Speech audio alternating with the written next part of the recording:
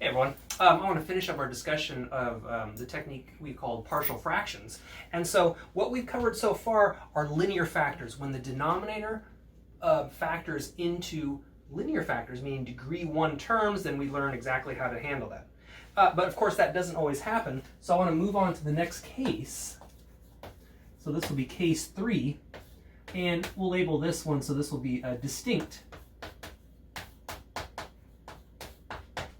linear, not linear, distinct quadratic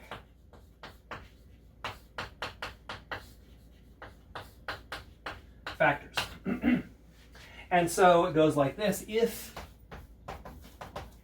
q of x factors as ax squared plus bx plus c times some other polynomial, let's call it, say, r of x, where I want to make sure, first of all, this doesn't factor any further. So this quadratic polynomial is stuck. We can't factor any further.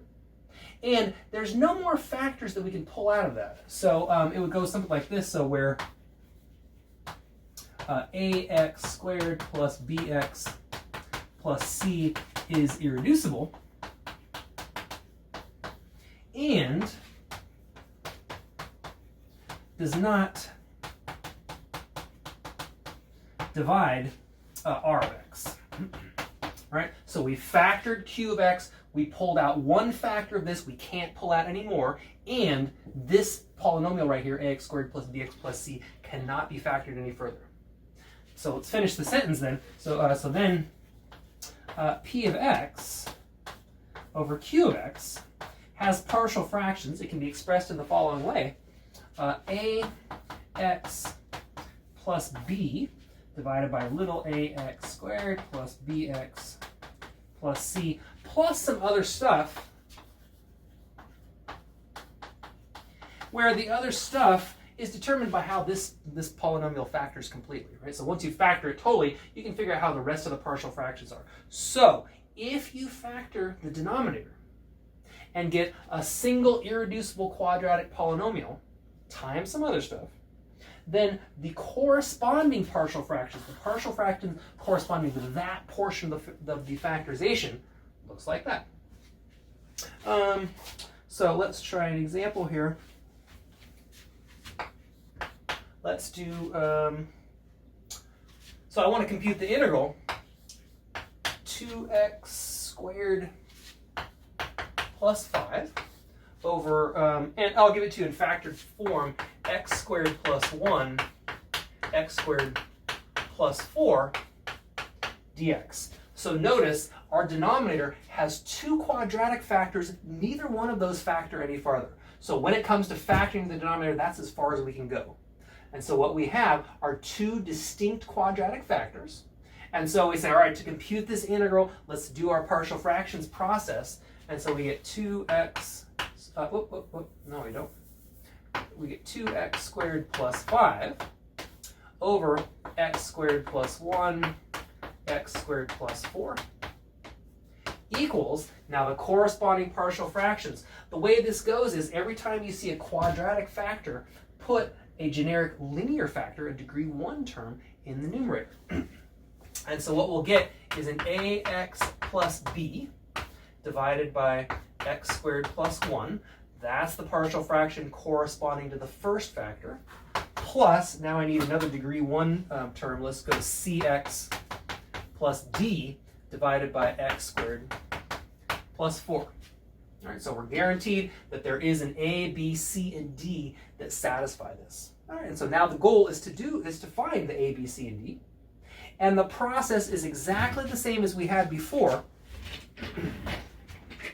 I'm going to get a common denominator, so that'll be my first step. So ax plus b times x squared plus 4 plus cx plus d times x squared plus 1 all over x squared plus 1, x squared plus 4. Now I'm going to multiply everything out, everything in the numerator out. And so let's see, we will have a x cubed plus 4ax plus b x squared plus 4b. So I multiplied this portion out, and I need to multiply the next portion out, so it'll be plus c x cubed plus cx plus dx squared plus d, all over x squared plus 1, x squared plus 4. So all I've done is the arithmetic. I foiled this piece out, I foiled this piece out. That's what our numerator looked like. Now I need to group the terms. So corresponding to x cubed, I have an a and a c. So we get a plus c x cubed. For the x squared terms, I've got a b and a d. So I have a b plus d times x squared. For the x terms, I've got, looks like a 4a and a c. So 4a plus c times x. And then for the constant terms, I've got a 4b and a d.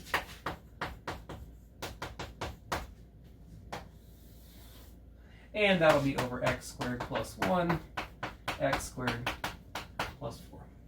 Once we're at this stage, then we go back to what we had originally, and we equate the terms. I see an a plus c times x cubed. Since there is no x cubed term over here, that means that a plus c has to equal 0. For the x squared term, we have b plus d over here. We have a 2 here, so that means that b plus d has to equal 2. I got a 4a plus c times x. Because there's no x term in this numerator, that has to be 0. So 4a plus c equals 0. And then finally we have 4b plus d, and that's going to have to equal 5.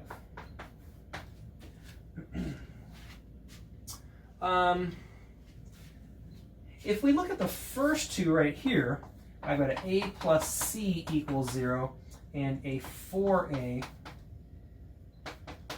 plus c equals 0. If you subtract, what you'll get is a negative 3a equals 0, which means that a equals 0.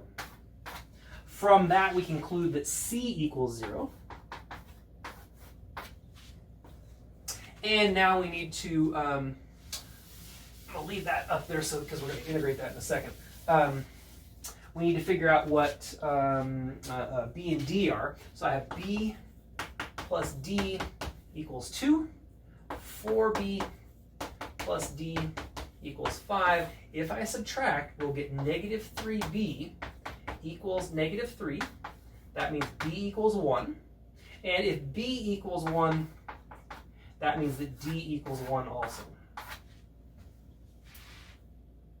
So what that tells us then, if you look at the partial fractions, I had ax plus b over the first factor. So that would be a 1 over x squared plus 1. And then d, so that will be a 1 over x squared plus 4 dx. Right, so by applying the partial fractions, this is what we're led to. And now we've got easy integrals. This will be an arctan x plus 1/2 arctan x over 2 plus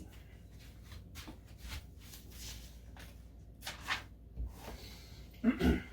Okay, so that takes care of case 3, right? This completely determines how to factor or how to set up the partial fractions. And now let's move on to the next case, and that's going to be repeated. Quadratic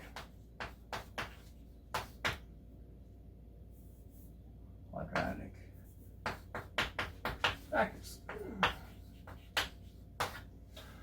So now, let's say that our denominator q of x q of x factors as ax squared plus bx plus c raised to some power times some polynomial, let's say r of x.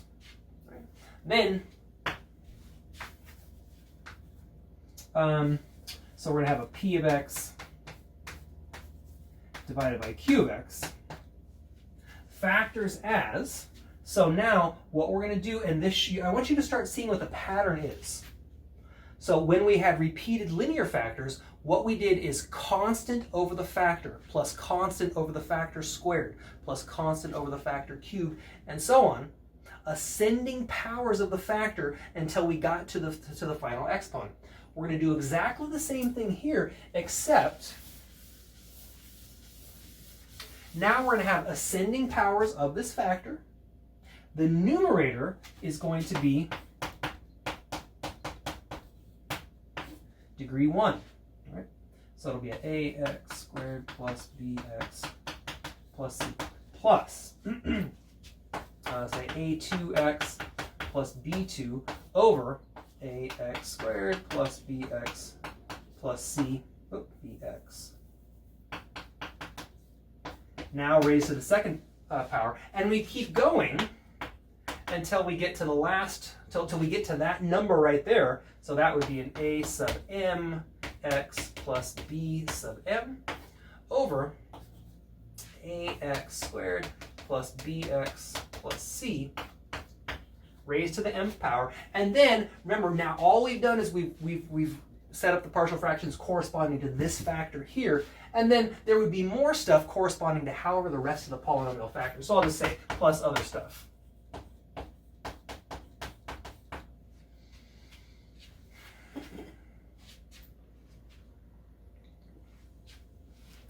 So let's just try an example here. What I want to do is let's just set up the partial fractions. So, so let's set up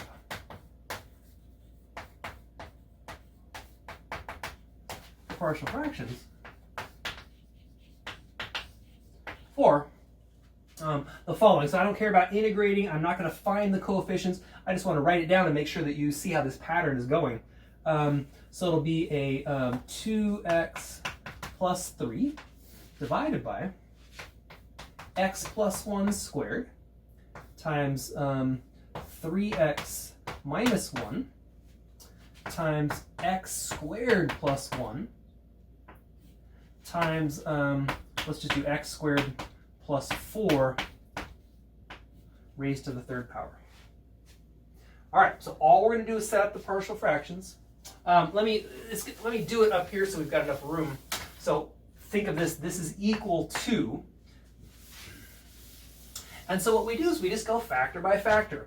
The first factor is a repeated linear factor.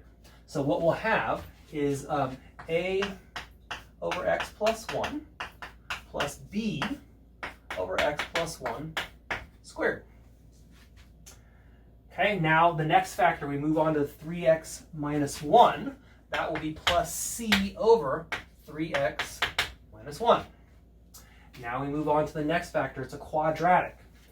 If you have a quadratic factor in the numerator, the denominator, then the numerator is going to be a degree 1 polynomial. So that's the way to remember it.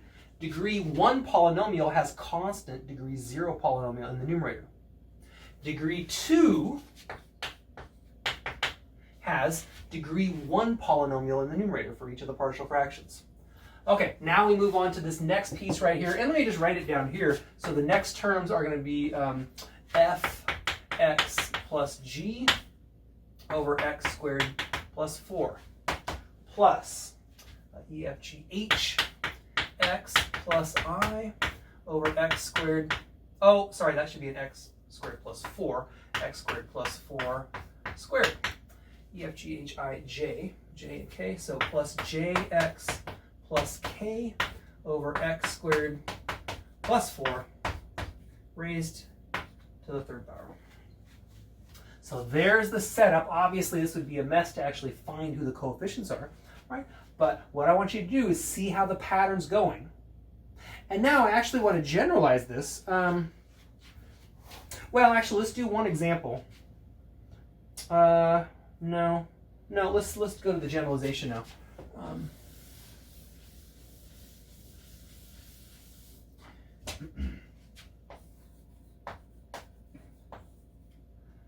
Well, and in fact, okay, so general case would be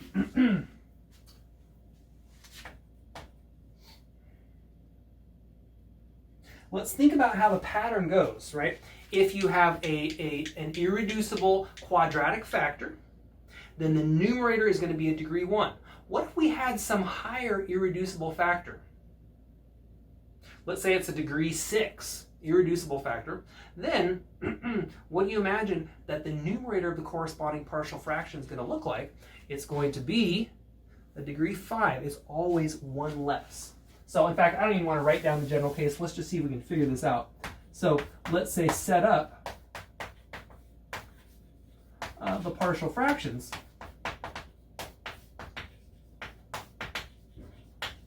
for, let's do 1 over x squared times x plus 1 times x squared plus 1 squared times x to the 4th plus 1 cubed. So first question, how many partial fractions are we going to have written down? So this is going to be equal to, let's see, we're going to need 2 for this one, plus 1, there's 3, 4, 5, 6, 7, 8. So there'll be 8 total partial fractions. And it'll look like this, a over x plus b over x squared. All I was doing was handling the first factor. Now we move on to the next factor. It's a degree 1 polynomial raised to the first power, so there's only be 1 partial fraction, c over x plus 1. Now let's move on to the next one. There will be 2 partial fractions. Each numerator will be a degree 1. I'm going to write it down below here. So this will be plus dx plus e over x squared plus 1 plus fx plus h efg, oh, no, sorry, g, efg over x squared plus 1 squared. All right, I'm going to write the rest of it up here. So it's going to be plus, and now we're going to worry about this degree 4 polynomial. Its numerators are going to be degree 3 polynomials. There will be 3 partial fractions because of the 3 there. So it will be EFG HX cubed plus EFG HI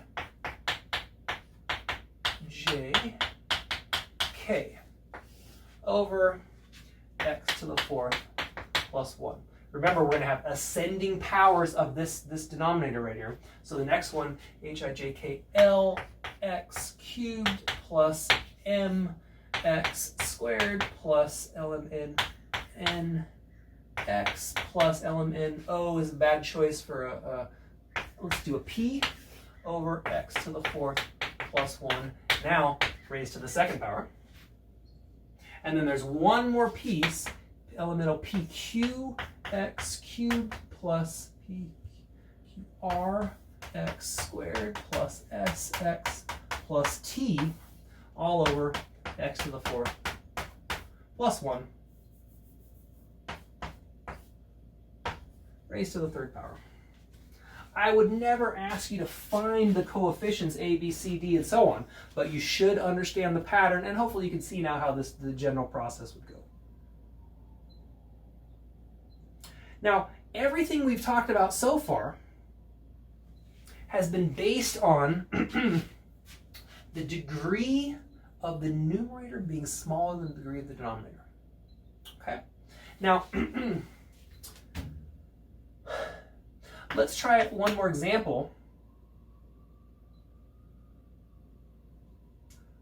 Let's compute, and I'm actually just going to let me just write this one down here. So I want to compute this integral. X to the 4th plus 2x cubed plus 5x squared plus 6x plus 1. And I'll give you the numerator in factored form. X times x squared plus 1 dx. Now, and it's actually squared here. Okay. Now, the partial fractions are going to look like this. A over x plus bx plus c over x squared plus 1 plus dx plus e over x squared plus 1 quantity squared. Now, I'm not going to make you go through this process. It's worthwhile for you to do it, but I've rigged this one so that it works out nicely, and so I'm just going to tell you who the answers are. And you can check. It would be worthwhile for you to go through this. A equals 1, B equals 0, C equals 2, D equals 3, and E equals 4, right? So I set this one up so that it actually worked out nicely. But you should go through, so if you wanted to actually find these, get common denominator, multiply everything out, group the terms, solve for each of the terms. And what you'll find is this right here. So that would mean then that to compute this integral, here's what you'd be looking at. You'd need to compute the integral of, let's see, a is 1, so it'll be a 1 over x. B is 0, so now it'll be a c over x squared plus 1, so that's a 2 over x squared plus 1. And then we've got dx plus e, so that's a 3x plus 4 over x squared plus 1 quantity squared dx. And the reason I'm writing this down, and I want to go through this one, I'm giving you the answers, but I want you to recognize these are the kinds of integrals that you need to compute when you do partial fractions. They're going to look like this. And so, let's see, 1 over x, I think we know how to do that one. All right, that's going to give us a natural log. 2 over x squared plus 1, that'll give us an arctangent. And so, really now, what I want to focus on is how to integrate that piece right there. Right? I think each of these is easy. We know the formulas for those ones. But let's look at, if you wanted to integrate 3x plus 4 over x squared plus 1 quantity squared, what you should do is break this into two integrals. And so the two integrals that you'll look at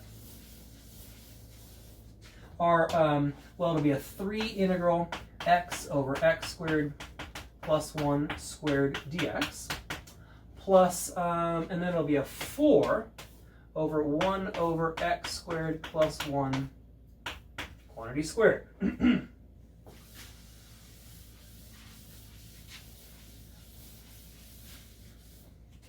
And now the question is, how do you integrate this one? This one's set up to do u substitution right here. If you let u equal x squared plus 1 and carry this out, you'll have an easy integral to compute. How about this one?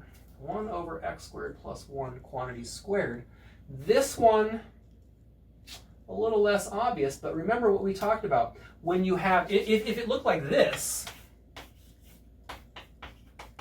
right, we'd all know what to do. Trig substitution. But remember, trig substitution applies in situations where the exponent here is not necessarily a 1/2. And so this is a trig substitution. We let x equal tangent theta. So be aware of this on a test or a quiz. When you break out the partial fractions and then actually have to integrate, right? You can get some tricky integrals. Well, some are easy, right? But you need to be able to understand how to integrate each of the pieces. And so it'd be worthwhile for you to work out this problem right here. And in your homework, you'll get problems that are similar to this. Okay, so one last thing. And I started saying this and I realized, oh, I want to do this example first. So I was saying a minute ago, all the cases that we've considered for partial fractions so far have involved or have been connected to situations where the numerator has smaller degree than the denominator. So the question is, and now let's call this case 5, what do you do if the degree of p of x is greater than or equal to the degree of q of x? That is, if the degree of the numerator is greater than or equal to that of the denominator. In that case, here's what you do. You use long division, right? So you need to remember, you learned this back in, I don't know, some algebra class, how to divide one polynomial into another. Now we're going to need that. So let's just try an example here.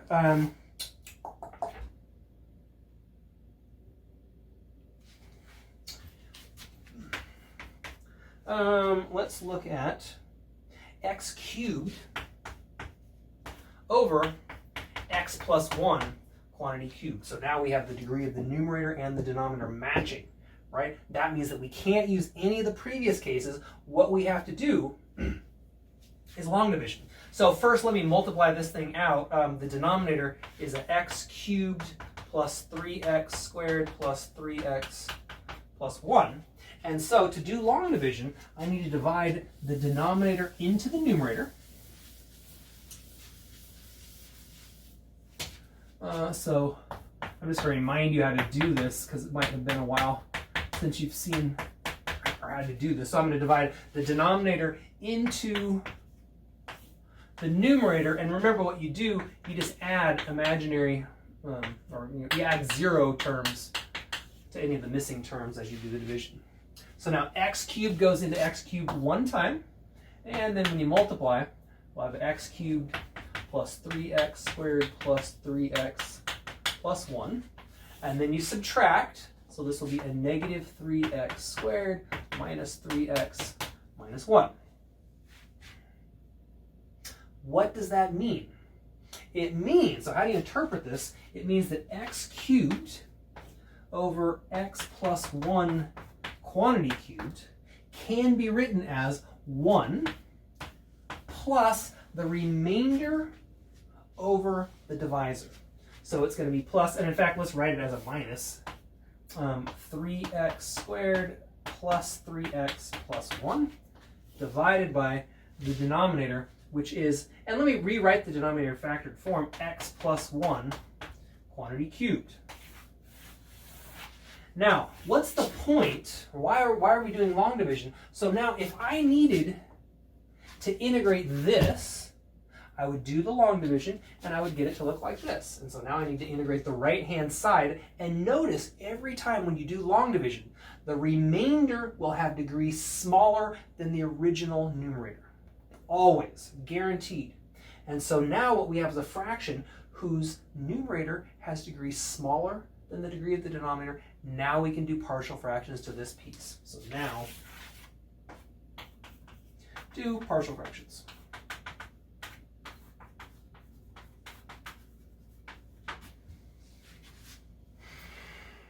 Okay, we've now covered all possible cases for partial fractions.